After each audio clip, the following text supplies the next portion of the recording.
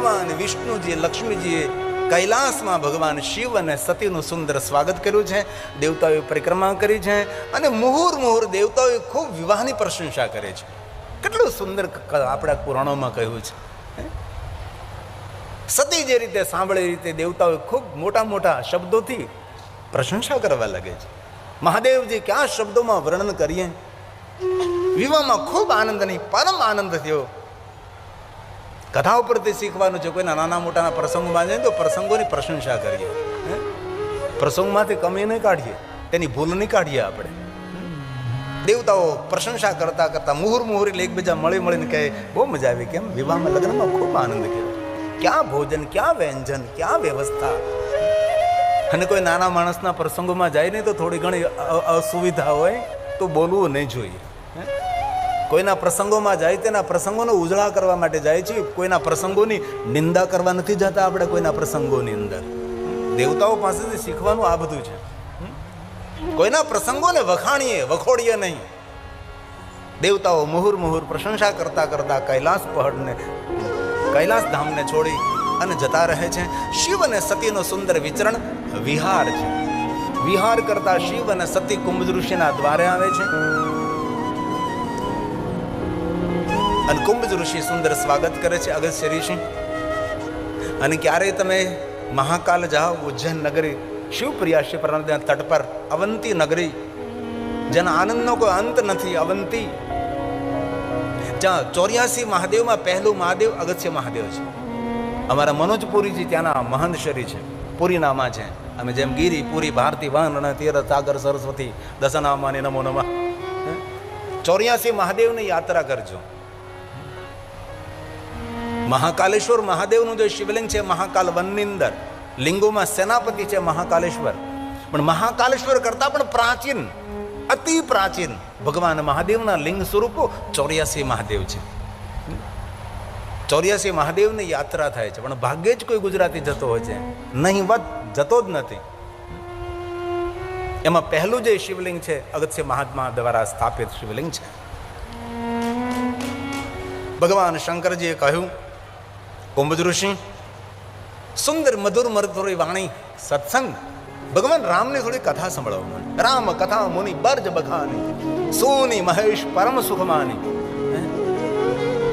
એક વાત યાદ રાખવી, જે માણસને ભગવાનની કથામાં, ભગવાનના દર્શનમાં, પૂજામાં, અર્ચનમાં, ભગવાનના નામ સ્મરણમાં જેને આનંદ ન મળે એને દુનિયામાં કોઈ જગ્યાએ આનંદ ન મળે. કારણ કે આનંદનું ઠેકાણું જ ભગવાન છે. આનંદનું ઠેકાણું ભજન છે, સ્મરણ છે, જપ, તપ, સાધના, અનુષ્ઠાન, ઉપાસના, દેવ દર્શન, તીર્થ યાત્રા.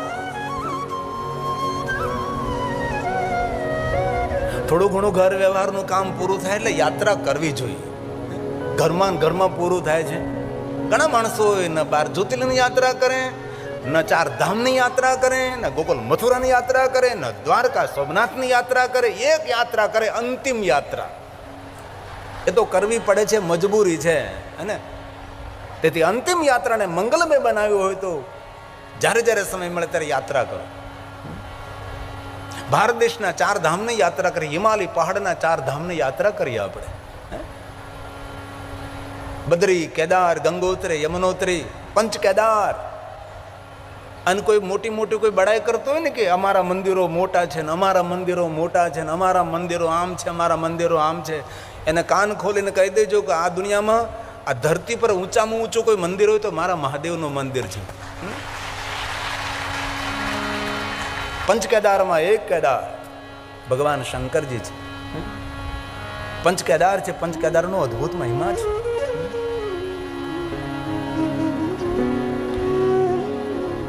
શંકરજીથી ઉપર કોઈ મંદિર ન હોય તો કોઈ દેવાલય, કોઈ શિવાલય ન હોઈ શકે. ભગવાન શંકરજીએ કહ્યું કે મને કથા સંભળાવો. કુંભજીએ કથા સંભળાવી છે. ઋષિ પૂછી મને હરિભગતિ સુહાઈ. અંતે કહ્યું, હે કુંભજ ઋષિ, કહત સુનત. અરે કુંભજ ઋષિએ ભગવાન શંકરજીને વિદાય, મુનિસને વિદા માગી ત્રિપુરારી. ભગવાન શિવ અને સતી કુંભજ ઋષિને પ્રણામ કરી યાત્રા કરે છે. રામજીનું દર્શન થાય, સાથે લક્ષ્મણજી છે. રામજી સુંદર લીલા કરી રહ્યા, ત્રેતાયુગ ચાલી રહ્યો છે. જાણ પાનને પૂછી રહ્યા છે, સુંદર રુદન કરી રહ્યા છે. દિવ્યતાથી ભરપૂર જેમની લીલા છે. ભગવાન શંકરજીએ દર્શન કર્યું છે, ભગવાન મહાદેવે જય જયકાર કર્યો. સતીના મનમાં સંશય થયો છે કે વિશ્વ આખું જેનો જય જયકાર કરે, વળી એ વિશ્વનાથ કોનો જય જયકાર કરે છે? સતીના મનમાં સંશય થયો. ભગવાન શંકરજી સમજી ગયા છે. સતીના મનમાં સંશય થઈ રહ્યો છે. ભગવાન સ્વયં શિવ કહે છે, સતી હું જાણું છું આપના મનમાં ભગવાન રામ પ્રત્યે સંશય છે. ભગવાન વિષ્ણુના અંશ છે, એમના રૂપ સ્વરૂપે સુંદર ધરતી પર વિચરણ કરી રહ્યા છે. આ ધરાનું મંગલ કરી રહ્યા છે, જગતને પાવન કરી રહ્યા છે. તમારા સંશયને દૂર કરવા માટે જાઓ, તમે પરીક્ષા કરો, પણ વિવેકનું જતન કરજો. અને સતી ગઈ, સીતાનું રૂપ લીધું છે, રામની સામે ઉભા રહે છે. ભગવાન રામજી, શ્રી રામ અને સતીનો સુંદર સંવાદ છે. શિવ મહાપડ અંતર્ગત બંને સુંદર સંવાદ, એટલા સુંદર સંવાદ. સતીએ કેટલા પ્રશ્નો કર્યા છે ભગવાનને. રામજી વિવેકપૂર્ણ સતીને તેના ઉત્તરો આપ્યા છે. તેને આખી પૂરી કથા છે. શિવ મહાપડ ગ્રંથમાં અનંત કથાઓ છે. અંતે સતી આવે છે. ભગવાન શંકર પૂછે, સતી પરીક્ષા કરી કચ્છોના પરીક્ષા લેની ગોસાય. ભગવાન શંકર સમજી ગયા છે, સત્ય ભગવાન રામનું દર્શન કરીને આવે છે અને સતી જૂઠું બોલે છે. ભગવાન શંકરજી મન હિ મન સતીનો ત્યાગ કર્યો છે. દેવતાઓએ જય જયકાર કર્યો છે. સતી પૂછવા લાગે, શંકર ભગવાન તમારો જય જયકાર શા માટે દેવતાઓ કરે? શંકરજી મૌન રહ્યા છે. કૈલાસ જઈને આપણે બધી વાતો કરશું. શિવ અને સતી કૈલાસ પહોંચે. સતી પૂછે, પહેલા ભગવાન મહાદેવજી ધ્યાનસ્થ બને. 87,000 વર્ષો વીતી જાય. અંતે સતી ક્ષમા માગે છે. ભગવાન શંકરજી નેત્ર ખોલે છે. સતીને કહે, મારી સામે બિરાજો, હું તમને સુંદર પ્રભુની કથા કહું. લગે કહન હરિકથા રસાલા. ભગવાન શંકરજી કથાનો પ્રારંભ કરે છે. સતી કથાનું શ્રવણ કરે છે. તે સમય તે હિ કાલ પ્રજેશ નગરમાં દક્ષ મહારાજે યજ્ઞ કર્યો છે. યજ્ઞમાં સૌને આમંત્રણ છે, નિમંત્રણ છે, પણ શિવને નિમંત્રણ નથી, એટલે સતીને પણ નથી. દેવતાઓ જવા લાગે છે. સતી પ્રશ્નો કરે છે કે ભગવાન મહાદેવજી, આ દેવતાઓ ક્યાં જાય છે? શંકરજી કહે, સતી કોણ ક્યાં જાય ને કોણ ક્યાંથી આવે ને કોણ શું કરે છે, એમાં જીવન પણ ઓછું પડી જશે. તેથી પ્રભુની કથા સાંભળો. ને આપણા સૌનો આવી જ હાલત છે. કોણ ક્યાં જાય ને કોણ શું કરે છે ને કોણ આમ કરે ને તેમ કરે. દુનિયા આખીની પંચાયત કરવાવાળા માણસો આપણે એટલે તમે મંડપમાં બેઠા નહીં, તમે સૌ તો ડાયા માણસો છો. પહેલાં તો કોઈની નિંદા કરવા માટે કોઈના ઘરે જવું પડતું હતું. નિંદા કરવા માટે કોઈના ચોરે જવું પડતું હતું. કોઈના પગથિયે બેસવું પડતું હતું. કોઈની નિંદા કરવા માટે કોઈ માણસને મળવું પડતું હતું. હવે તો લોકો ઓનલાઈન નિંદા કરે છે. એ રસોઈ બનાવતા નિંદા કરતા હોય છે. અરે ભાઈ, નિંદા સમાન કોઈ પાપ નહીં, સત્સંગ સમાન કોઈ પુણ્ય નહીં. જો જીવનને સુંદર બનાવવું હોય અને તમારે રોજ માટે સુંદર રહેવું હોય તો કોઈની ગંદી વાત ન કરવી, કોઈની નિંદા ન કરવી.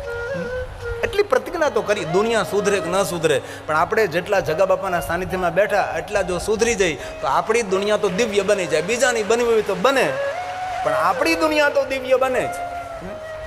આજથી આપણે તમાકુ ખાવાનું છોડી દઈએ, માવો ખાવાનું છોડી દઈએ, બીડા ફૂંકવાનું છોડી દઈએ, આપણે નહીં ખાવાનું છોડી દઈએ, કોઈ વ્યર્થ વાતો છોડી દઈએ, વ્યર્થ વિચારો છોડી દઈએ, તો કેટલો જીવનનો સમય તમને આનંદ કરવા માટે મળે છે.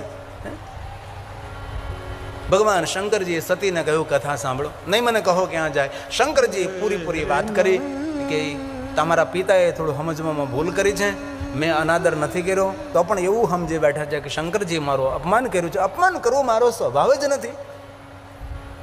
અને પૂરા શિવજીના ચરિત્રમાં મહાદેવે કોઈ દિવસ કોઈનું અપમાન નથી કર્યું. મહાદેવે કોઈ દિવસ કોઈના માટે કપરા શબ્દો નથી બોલ્યા. શંકરજી જેવા કોઈ દુનિયામાં દેવ નથી.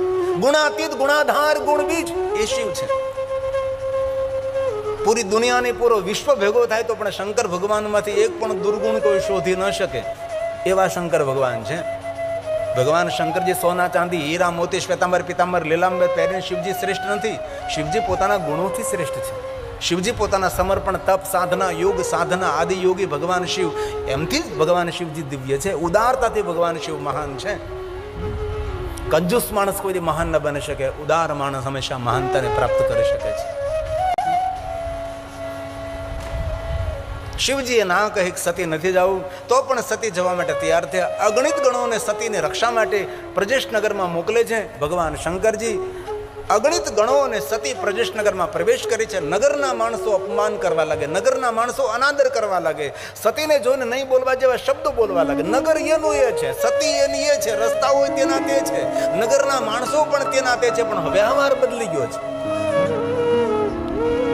અને યાદ રાખો, સમાજમાં તમને બહુ ફૂલના હાર લોકો પહેરાવા લાગે ને ત્યારે ફૂલના હાર પહેરાવનારા માણસો જ આપણને હાર અપાવવા માટે સામે ઊભા હોય છે. એ જ નગર હતું. દક્ષપુત્રી સતી જ્યારે તપ કરીને આવે ત્યારે નગરના લોકો પુષ્પની વૃષ્ટિ કરતા હતા. એ સતી છે. અમારા રાજાની પુત્રી તપસ્યા કરીને આવે છે, અમારા નગરનું ગૌરવ છે. સતીનો જય જયકાર. સતી જે માર્ગમાં જતી હતી પુષ્પની વૃષ્ટિઓ થતી હતી. એ જ નગરના લોકો છે. આ એ જ નગરના રોડ છે, એ જ નગરના રસ્તાઓ, એ જ દક્ષ મહારાજની નગરી. એ સતી છે, કોઈ બદલું નથી. વ્યવહાર બદલી ગયો છે. અને માણસનો વ્યવહાર ક્યારે આપણા પ્રત્યે બદલે એનું કાંઈ નક્કી નહીં. એટલે દુનિયાની વાહ સામે બહુ જોવું નહીં, અને કોઈ આપણા માટે ગંદા શબ્દો બોલે તો પણ જોવું. પણ એક વાત મહામંત્રની જેમ યાદ રાખજો, ક્યારે આપણી નિંદા કોઈ કરે, આપણા માટે ક્યારે ગંદા શબ્દો બોલે તો આપણા માટે ગંદા શબ્દો નથી બોલતો, એ આપણા માટે નિંદા નથી કરતો, એના બાપ દાદાની ઓળખાણ આપે છે કે અમારા બાપ દાદાએ આવા સંસ્કાર અમને આપ્યા છે. બધા છે આવી રીતે બોલવાના સંસ્કારો અમને આપ્યા છે. એના બાપ દાદાની ઓળખાણ કે એના ખાનદાનની ઓળખાણ છે. ડાયો માણસ કોઈ દિવસ બીજા માટે નબળું ના બોલે. સતીનો અનાદર થયો છે તો પણ સતીનો પગ ભારે થયો. પિતાના આંગણે જાય છે. માં વીરણી પોતાની પુત્રીની રાહ જોવે છે, કારણ કે માં છે ને, દીકરી સાસરે ગઈ હોય તો માને દીકરીની બહુ ચિંતા હોય. માને તો દીકરીની ચિંતા હોય, પણ માં કરતા 10 ગણી ચિંતા દીકરીના બાપને હોય છે. અને તમારા ઘરમાં કોઈની દીકરી પુત્ર વધુ બનીને આવ્યું હોય ને, અને એ પુત્ર વધુને જ્યારે દુઃખ આપો છો ને, ત્યારે એ દીકરીનો નિહાપો લાગે કે ન લાગે, પણ એના બાપનો નિહાપો જરૂર લાગે છે. આપણું કુળ ઉજ્જળ થઈ જાય છે. તમારા ઘરમાં પુત્ર વધુ બનીને આવ્યું કોઈની દીકરી, તો તેને ખૂબ સાચવજો, ખૂબ લાગણીને, પ્રેમ અને હેત અને માન સન્માનથી રાખજો. કોઈ બાપનું હૃદય છે, કોઈ બાપના હૃદયનો ધબકાર છે. માં અને દીકરી હેત અને પ્રેમથી એકબીજાના ખંભા પર માથું નાખી અને ખૂબ પ્રેમથી મળે છે. અને માતા વીરણી ધીમેકથી કહે છે, બેટા પુત્રી સતી, તને તારા પિતાએ નિમંત્રણ નથી આપ્યું, પણ મને ભરોસો હતો દીકરી તું તો જરૂર આવીશ જ. જા બેટા સતી, યજ્ઞનાળના દર્શન કર અને જલ્દી પાછી આવ. આપણે મા દીકરી બેઠા બેઠા સુખ અને દુઃખની વાતો કરીએ. અને સાસરે ગયેલી દીકરી ક્યારેય પિયરમાં આવે ને, તો ભોજાઈઓને ભાભીઓને મારી પ્રાર્થના છે, તે મા દીકરીને શાંતિથી બેસવા દેજો ને મીઠી મીઠી વાતો કરવા દેજો, એકબીજાના કોઠા ઠાલવવા દેજો. એમ કહેજો, નંદબા તમે આવ્યા છો ને તો રસોઈ હું બનાવીશ, ઘરનું કામ બધું હું કરીશ, બા તમારે જ કાંઈ કામ નથી. મા દીકરી બેસો ને સરસ વાતો કરો. પણ ભાભીને તેમ જ થાય કે આ મારી જ વાતો કરશે બે જણી. નહીં, એ તો એમના અંતરના હૃદયના ઉદ્ગાર ઠલવતા હોય છે. માં વીરણીએ કહ્યું કે જા બેટા પુત્રી સતી, જલ્દી આવ, આપણે સુખ દુઃખની વાતો કરીએ. પણ માને ખબર થોડી છે કે સતીની છેલ્લી મુલાકાત, સતીની અંતિમ મુલાકાત છે. સતી યજ્ઞનાળના દર્શન કરવા જાય છે, જીવનભર પાછા નથી ફરવાના. એ માં વીરણીને ખબર નથી, એમ આપણને પણ ખબર નથી કે આપણા જીવન માર્ગમાં જે માણસ મળે છે બીજી વાર મળવાનો નહીં મળવાનો શું ખબર. તેથી જીવન માર્ગમાં જે મળે તેની સાથે સારો વ્યવહાર કરો, મધુર વ્યવહાર કરો, માન સન્માન સાથેનો વ્યવહાર કરો. બાકી મનની મનમાં રહી જાય. ઘરેથી આપણો દીકરો, પતિ કે પિતા કોઈ પણ ઘરથી વિદાય લેતો હોય, પ્રસન્ન મુખમુદ્રાથી વિદાય કરો. ઘરની બહાર પગ મૂકીને પાછો ઘરે આવવાનું આપણને ખબર નથી.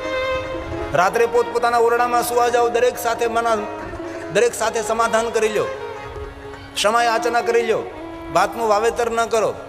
કારણ કે રાત્રે માણસ સૂઈ ગયો, સવારમાં ઊભો થાય ને, એ તો મહાદેવની કૃપા હોય તો સવારમાં માણસ ઊભો થઈ શકે છે. બાકી રોજ માટે સૂતો રહે, એવા અનેક સૂતા રહે છે. સવારમાં આંખ ખુલે એટલે ભગવાનને આભાર વ્યક્ત કરો, ભગવાન તે મને નવો દિવસ જીવવા માટે આપ્યો છે, અને સુંદર મને દિવસ આપ્યો છે, તો સારા દિવસોમાં સારું કાર્ય કરીશું, સારું કામ કરી, કોઈના માટે સારું બોલીશ, સારું જીવીશ. કોઈને મદદ નહીં કરું પણ કોઈને નડીશ તો નહીં જ ભગવાન, એ હું ખાતરી આપું છું. આને જીવન કહેવાય છે. સતી ગઈ યજ્ઞનારાયણના દર્શન.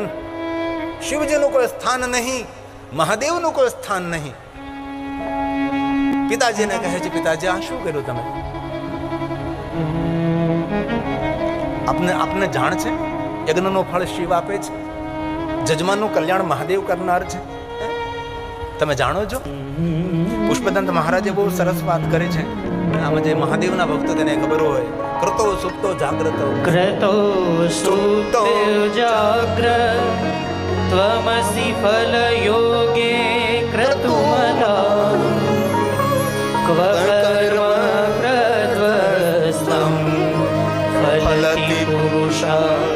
રાધન વૃત્તિ.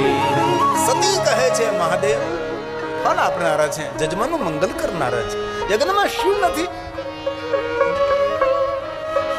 દક્ષ મહારાજ પોતાના પુત્રનો અનાદર કરે છે. દીકરાનું ક્યારે અપમાન થાય ને તો દીકરો સહન કરી શકે છે, પણ ભૂલથી દીકરીનું અપમાન ન કરવું. દીકરીને બહુ દુઃખ લાગે છે. દીકરીના મા ઉપર જરૂર પ્રેમ હોય, પણ દીકરીનો સ્વભાવ છે મા કરતા વધારે 10 ગણો પ્રેમ દીકરી હંમેશા પિતાને કરતી હોય છે. અને બહુ હૃદયથી વાત કરું છું, સાધુ છું. દરેક મા બાપને મારી હૃદયની એક પ્રાર્થના છે, તમારી દીકરીઓને તમે સાચો પ્રેમ આપતા હશો ને તો તમારી દીકરી ખોટી જગ્યાએ પ્રેમની શોધ કરવાની છે, કંઈ ભૂલી નહીં પડે દીકરીઓ. તેથી ઘરમાં દીકરીને આદર મળવો જોઈએ, દીકરીને પ્રેમ અને લાગણી મળવી જોઈએ. ખુલ્લા દિલથી દીકરી તમારી સાથે કાંઈ વાતો કરી શકવી જોઈએ. નો ડિસ્ટન્સ. શા માટે દૂરી રાખવી જોઈએ? સતીને યાદ આવ્યું દક્ષ મહારાજ જ્યારે સૌનો અનાદર કરશે, શિવનો અનાદર, હવે મારી લીલાનો અંત, હવે પૂર્ણ થશે મારી લીલા. સતી યોગાગ્નિ પ્રગટ કરે છે અને સતીનો અંતિમ શ્વાસ, સતી મરત હરિસન બરુ માગા જન્મ જન્મ શિવ પદ અનુરાગા. શંકરજીને યાદ કરતા સતી પોતાના દેહને શાંત કરે છે, હરિની પાસેથી વરદાન માગે છે. ભૃગુ ઋષિએ દક્ષ મહારાજને સમજાવ્યા, દક્ષ મહારાજ મેં તમને કેટલું કહ્યું, આમાં શિવ નથી, તમારો યજ્ઞ પૂર્ણ નહીં થાય. કલ્યાણ જરૂરી છે, સૌનું હિત જરૂરી છે. અને ભગવાન શંકરજીને કૈલાસમાં જાણથી ભગવાન શંકરે જટા પછાડી નથી. ઘણા લોકો બોલે શંકરને જટા પછાડવાની શું જરૂર છે? જટામાંથી લટ ખોલે છે. વીરભદ્રને પ્રગટ કર્યા છે, કાલીને પ્રગટ કરી છે. શંકરજી જટા લટમાંથી. ઘણા લોકો કે જટા પછાડે, અરે ભાઈ. અને ભગવાન મહાદેવ આજ્ઞા કરે, જાઓ દક્ષિણને દંડ કરો, એનો અભિમાન મિથ્યા કરો. હુંકાર કરતા આકાશ માર્ગે વીરભદ્રજી આવે છે, લલકાર કરે છે. હવે ભૃગુ ઋષિ કહે છે, દક્ષ આ શંકરજીનો કોપ છે, તમારી કોઈ રક્ષા નહીં કરી શકે. જોત જોતામાં વીરભદ્ર આવે છે. દક્ષ મહારાજ વીરભદ્રનું યુદ્ધ થાય છે અને યુદ્ધના પરિણામ સ્વરૂપે દક્ષનું ધડથી મસ્તક અલગ થાય, યજ્ઞકુંડમાં બળીને ભસ્મ થાય છે. ભૃગુ ઋષિએ જોયું, એક તરફ સતીનું શબ, દૂસરી તરફ મસ્તક, દક્ષનું ધડ. સૌ જે નિમંત્રણને માન આપીને આવેલા સૌ મહેમાનો, ઋષિ મુનિઓ સૌ જતા રહે. ભૃગુ ઋષિ, દક્ષ મહારાજનો ગુરુ છે ભૃગુ. આમાં ઘણાનો ગોત્ર પણ ભૃગુ હોય છે, મારું ગોત્ર પણ ભૃગુ ઋષિ છે. ભૃગુએ ભગવાનને પ્રાર્થના કરી, મહાદેવ દક્ષ મારો સાધક છે, દક્ષ મારો આશ્રિત છે.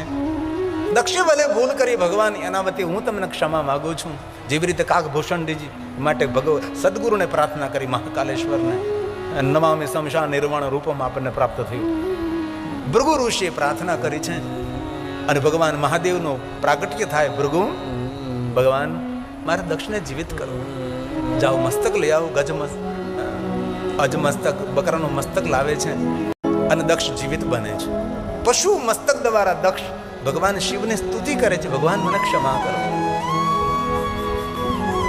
જ્યાં સુધી માણસનું મસ્તક હતો ત્યાં સુધી દક્ષ મહારાજે શિવની સ્તુતિ ન કરી. પશુ મસ્તક થયું ત્યારે શિવની સ્તુતિ કરવા રહ્યા છે. અને શંકરજીનો પહેલો વિરોધ કરનારો કોઈ હોય તો દક્ષ છે.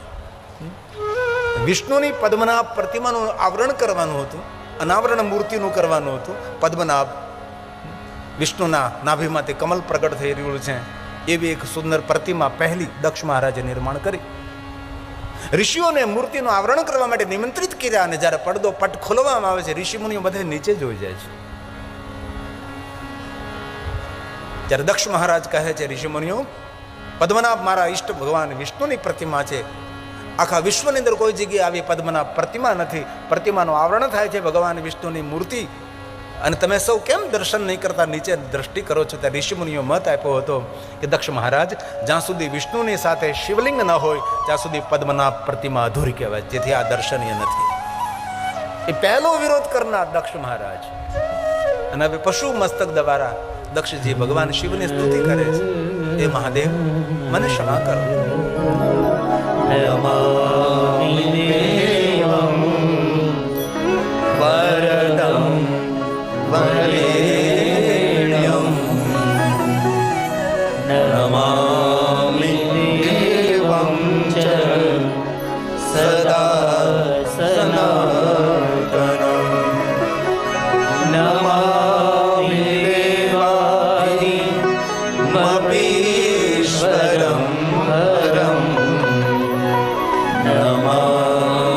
શંભો જગદેકબંધો નમામિ વિશ્વેશ્વર વિશ્વરૂપમ સનાતનમ બ્રહ્મ નિજાત્મરૂપમ નમામિ સર્વં નિજભાવગમ્યં વરં વરેણ્યં વરદં નતોસ્મી વરં વરેણ્યં વરદં નતોસ્મી. ભગવાન શિવજી કહે દક્ષ મહારાજ વરદાન માગો. અપરાધ કર્યો છે તો કે વરદાન માગો. જેને આરાધન કર્યું એને તો વરદાન માગવાનું કહે. હવે અપરાધ કર્યો હોય તેને વરદાન માગવાનું કહે છે. વરદાન માગવાનો કોનો અધિકાર? જેને આરાધન કર્યું છે. આને તો અપરાધ કર્યો છે. એ શિવ છે. અને એક વાત યાદ રાખજો હૃદયથી, મહાદેવથી ડરવાની જરૂર નથી. ક્યારેય પણ શિવજીના દરબારમાં કાંઈ પણ આપણાથી ભૂલ થઈ જાય, મારો શંકર દંડ ના આપે. ક્ષમાની મૂર્તિ છે શંકર, ક્ષમાની મૂર્તિ. ક્ષમાનું ધામ છે. એક ભૂલો નહીં કરવી નહીં જોઈએ, પણ એક ભૂલની હજારો હજારો ભૂલો થઈ જાય. શંકરજી કોઈ દિવસ કોઈને દંડ ના આપે. એ મહાદેવ છે. અને શંકરજીથી ડરાવે લોકો. ક્યારેય પણ મહાદેવના દરબારમાં ક્યારેય પણ અરે અજાણતા મહાદેવની પૂજા કરી પેલા રુદ્ર નામના ભીલે, જે મહાશિવરાત્રના મહાત્માની કથા છે. અરે તામિલી ગ્રંથોમાં તો એવી એવી ભગવાનની કથા છે, કથા સમજવા માટે આપણી બુદ્ધિ અટકી જાય છે. આવી રહસ્ય ભરેલી કથાઓ છે. આ શિવ છે. ક્ષમા નિધાન છે, ક્ષમાનું ધામ છે. અને વીર કોને કહેવાય? શત્રુઓને ક્ષમા આપે. આને વીર કહ્યો છે. ક્ષમા ભૂષણમ, વીરભૂષણમ ક્ષમા. ક્ષમા માફ કરી દે, આલ્યા કરે, થયા કરે. અનેક વસ્તુ યાદ રાખવી. કોઈ આપણો ખરાબ કર્યો હોય ને, ભગવાનને પ્રાર્થના કરવી અને ભગવાન સારું કરજો. અને એટલી વાત દિલ ખોલી યાદ રાખજો, જ્યારે કોઈના માટે આપણે ખરાબ વિચારી રહ્યા છીએ, ત્યારે એમનું તો ખરાબ થાય કે ન થાય, પણ આપણું તો ખરાબ થવાની શરૂઆત થઈ જાય છે. તેથી જો સુખી થવું હોય તો સૌ માટે સારું વિચારો. આપણા શત્રુઓ હોય એના માટે પણ સારું વિચારો. હવે શંકર ભગવાન એ જ કહેવા માંગે છે. દક્ષ મહારાજને કહે છે, દક્ષ આજે એક વાત મહામંત્રને જેમ યાદ રાખજો. જેવો વર્તાવ આપણે બીજા સાથે કરીએ છીએ એવો વર્તાવ આપણા માટે ફલિત થાય છે. તે સૌ માટે સારો વ્યવહાર કરો. કોઈને દુઃખ થાય એવો વ્યવહાર આપણે ન કરવો જોઈએ. કોઈને દુઃખ થાય તેવા શબ્દો ન બોલવા જોઈએ. આ શ્લોક મહાદેવ બોલ્યા છે. પરમ યમ યમ વાપી સ્મરણં ભાવં પરમ દેવેષ્ટિ પરેશાન. ભગવાન શંકરજી કહે છે, પરમ દેવેષ્ટિ પરેશાન. ભગવાન મહાદેવ કહે છે. આ દક્ષ મહારાજને કહ્યું છે, હે દક્ષ, જેવો વર્તાવ બીજા સાથે કરશું એ વર્તાવ આપણા માટે ફલિત થશે. એ દક્ષ, આ બ્રહ્માંડનો પ્રારંભ આકાશમાંથી નથી થતો. આ બ્રહ્માંડનો પ્રારંભ પાતાળમાંથી નથી થતો. આ બ્રહ્માંડનો પ્રારંભ કોઈ દિશા અનદિશામાંથી નથી થતો. આ બ્રહ્માંડનો પ્રારંભ જ્યાં તમે ઊભા છો, જ્યાં તમે બેઠા છો, જ્યાં તમારું સ્થાન છે, ત્યાંથી સંપૂર્ણ બ્રહ્માંડનો પ્રારંભ થાય છે. તેથી દક્ષ મહારાજ, જે કાંઈ બોલશો એ તમારાથી શરૂ થશે. જે કાંઈ વિચારશો એ તમારાથી શરૂ થશે. તેથી સારું વિચારો, સારું બોલો, સારો વ્યવહાર. આપણે કોઈને શ્રાપ આપીએ ને ત્યારે જેને શ્રાપ આપીએ એનું તો અહિત થાય કે ન થાય ખબર નથી, પણ શ્રાપ આપનારનું તો અહિત એ સમયે થવા લાગે છે. ભગવાન શંકરજી દક્ષ મહારાજને કહે છે, દક્ષ મહારાજ, ઓમ નમઃ શિવાય મંત્રનો અર્થ જ છે. ઓમ એટલે સમગ્ર બ્રહ્માંડ. નમઃ નમસ્કાર. શિવ અને શિવાય પૂરા બ્રહ્માંડનું કલ્યાણ કરો, પૂરા બ્રહ્માંડનું કલ્યાણ કરો. બ્રહ્માંડના કલ્યાણનો જે ભાવ રાખે છે તેનું સર્વપ્રથમ કલ્યાણ થાય છે. તેથી ઋષિમુનિઓએ આપણે મહામંત્ર આપ્યો છે, સર્વે ભવંતુ. ભારત નહીં, સર્વે ભવંતુ. પૂરું ભવન, સૌને સુખ થાય, સૌનું કલ્યાણ થાય. કેટલી સુંદર વાત કરી છે. સર્વે ભવન્તુ સુખિનઃ સર્વે સંતુ નિરામયા. સૌને આરોગ્ય મળે, નિરામય, સૌને આરોગ્ય મળે, સૌનું સુખ મળે, સૌનું સારું થાય. ઋષિ મુનિ ભગવાને શું કહ્યું? નહીં, તમે કહો એમ ન થાય. સૌને સુખ ન મળે, સૌને આરોગ્ય ન મળે, પણ કોને મળે? દૂસરી પંક્તિ, સર્વે ભદ્રાણી પશ્યન્તુ. જેનો ભદ્ર ભાવ હોય, ભદ્ર દ્રષ્ટિ હોય, ભદ્ર વાણી હોય, અભદ્ર નહીં, અભદ્ર દ્રષ્ટિ, અભદ્ર ભાવ, અભદ્ર વિચાર, અભદ્ર વાણી, અભદ્ર વ્યવહાર, દુનિયામાં કોઈ તેને સુખી ન કરી શકે. તેથી કહ્યું સર્વે ભદ્રાણી પશ્યન્તુ મા કશ્ચિદ દુઃખમાપ્નુયાત. મહાદેવજી દક્ષ મહારાજને કે દક્ષ મહારાજ આજથી સંકલ્પ કરો, કોઈની સાથે વ્યવહાર ન કરો. આપણે વ્યવહારથી કોઈ માણસને દુઃખ થાય. દક્ષ હાથ જોડીને કહે છે, મહાદેવ એક પ્રાર્થના, મારા જેમ તમારો કોઈ અપરાધ કરે, શું અપરાધ? માતૃ પિતૃ અપરાધ, ગુરુ અપરાધ, ગ્રંથ અપરાધ, તીર્થ અપરાધ, જીવનના દરેક અપરાધોમાંથી મનુષ્ય માત્રને, જીવ માત્રને મુક્તિ આપવા માટે ભગવાન મહાદેવ લિંગ રૂપેણ સતમઃ, ભગવાન શિવ અહીંયા આપ લિંગ સ્વરૂપે પ્રગટ થાવ. અને ભગવાન મહાદેવ દક્ષિણની પ્રાર્થના સાંભળતા જ પોતાનું તેજોમય સ્વરૂપ ગંગાના તટ પર સુંદર સ્થિર કરે છે. અને ભગવાન શંકરજી લિંગ સ્વરૂપે ત્યાં પ્રગટ થાય છે. અને ભગવાન સ્વયં શિવ કહે છે, દક્ષ મહારાજ આપની પ્રાર્થનાથી નિરાકાર પ્રતીક સ્વરૂપે, અંશ સ્વરૂપે પ્રગટ રહું છું. તેથી આ શિવલિંગ તમારા નામથી પ્રસિદ્ધ થશે. તેથી તે શિવલિંગને આપણે દક્ષેશ્વર મહાદેવ કહીએ છીએ. ક્યારેય પણ હરિદ્વાર જવાનો અવસર મળે, હરિદ્વારની બાજુમાં કનખલમાં ભગવાન દક્ષેશ્વર બિરાજે છે. જ્યારે પણ દક્ષેશ્વર મહાદેવનું દર્શન કરીએ, શિવ અપરાધ, માતૃ પિતૃ, સદગુરુ અપરાધ, ગ્રંથ અપરાધ, જીવનના દરેક અપરાધોમાંથી મુક્તિ આપનારું આપણું દક્ષેશ્વર મહાદેવનું શિવલિંગ છે. ભગવાન શંકરજી સતીના શબને લે છે. ભગવાન મહાદેવ શબને લઈને હિમાલય પહાડોની ગંદરામાં દેવતાઓ વિષ્ણુને પ્રાર્થના કરે, વિષ્ણુ ચક્રને આજ્ઞા કરે, ચક્ર છૂટે છે. સતીના અંગ જ્યાં જ્યાં પડે છે, શક્તિપીઠોનું પ્રાગટ્ય થાય છે. અંતે ભગવાન શંકરજી શબ મુક્ત બાબા હિમાલય પહાડમાં ધ્યાનસ્થ બને છે. અને સતી અંત સમયે વિષ્ણુને યાદ કર્યા હતા. ભગવાન શિવનું સ્મરણ કરી અંતિમ શ્વાસ તેહી કારણે હિમગિરી ગુરુ જાય જન્મે